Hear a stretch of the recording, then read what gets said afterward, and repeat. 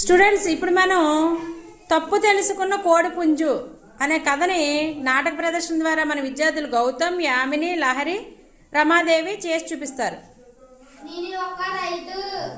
నాకు ఒక కోడిపుంజు, ఒక కుక్క, ఆ ఊరిలో ఒక దొంగ పిల్లి ఉండేది. ఏమామా కొంచెం చిక్కిపోయినట్టు ఉన్నావు? అదేం లేదే. మీ యజమాని నీకు తిండి పెట్టడం లేదా? అదే బాగానే పెడుతున్నాడు. కుక్కని చూసుకున్నట్టు నిన్ను చూసుకోవడం లేదా? అదేం లేదు. కాలంటే నీకు చూపిస్తాను, నాతో రా.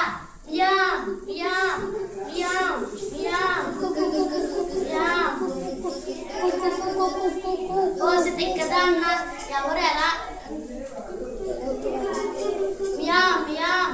ఓసి తిక్కదాన్న, నువ్వు ఎలాంటి వారు కాదో ఎలాంటి వారో తెలుసుకోలేవు. అందుకే నువ్వు ఈ లోకంలో ఉండడం అనవసరం. నిన్ను తినడానికి తీసుకువచ్చాను.